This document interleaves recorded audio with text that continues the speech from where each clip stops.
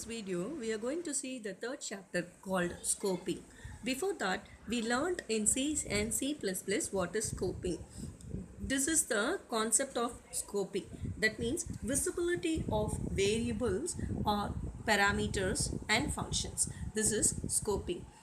Scoping means I am going to declare a variable. So the variable is going to be assign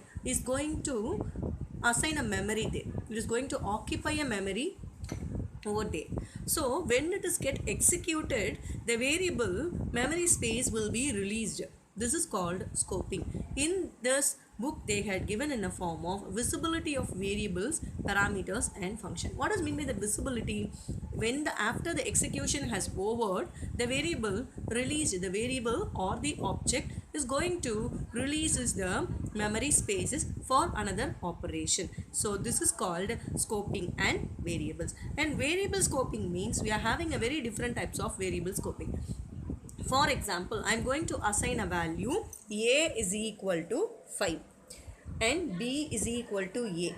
Here a is equal to 5 means b is equal to a assign means what is the value of b? B is going to take the value of 5. So a and b are going to be equal. Okay, in this I am going to explain what is mapping here. So mapping is nothing but a and b is going to take a value as 5. This is called mapping.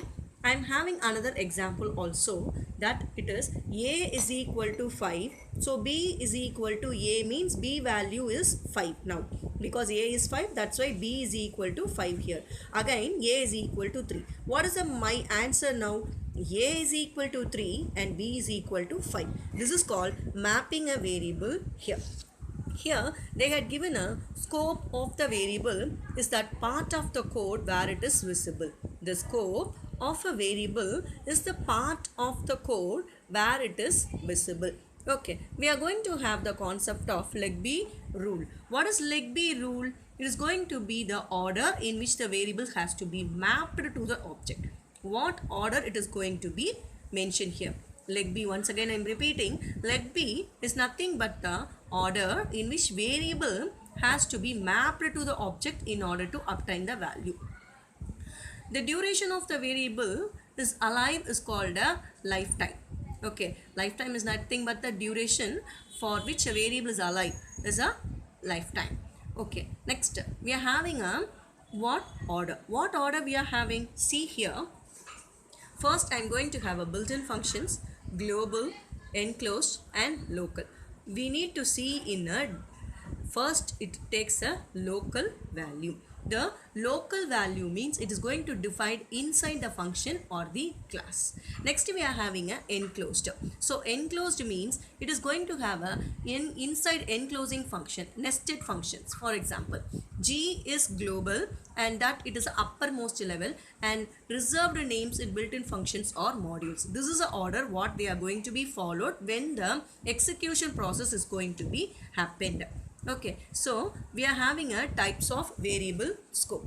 First we are having a 4 different types of variable scopes. What is it? First one, we are having a local variable. Local variable means already we see. First we are having a 4 different types of scoping variables, that is local, global, enclosed and built-in. First I am having a local variable. What is mean by this local variable? It is declared inside the function. I give an example here. I am having a name add function. Okay, add function and opening and closing brackets I am having. On that int is the data type. On that I am declaring 3 variables. These 3 variables are called local variables. These 3 variables are called local variables.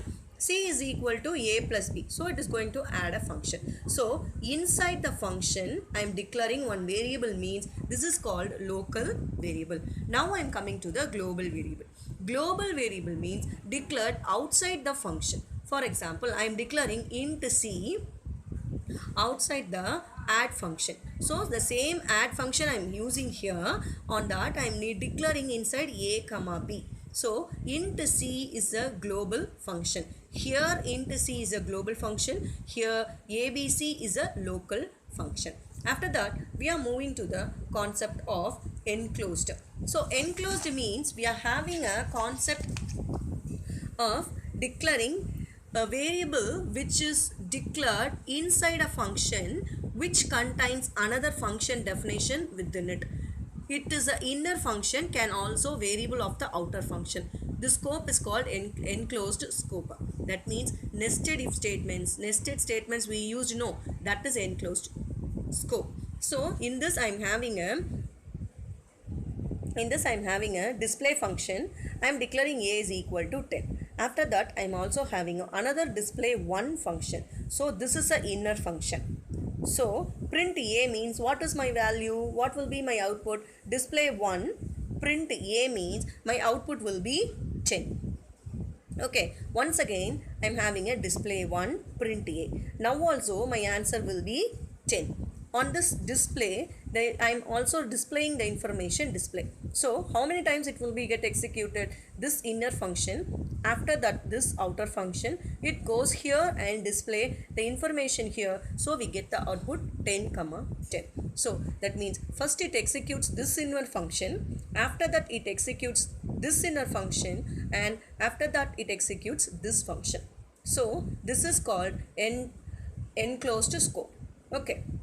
So first inner part will be executed, after that the outer part will be executed. So this is called enclosed function.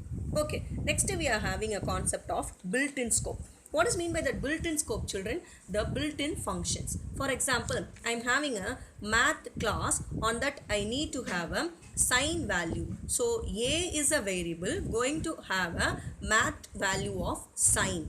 Okay, so this is built-in function. Until this a is executed, sign value will be stored in this a variable. This is called built-in function. It is used in the program wherever we used. Okay, thank you.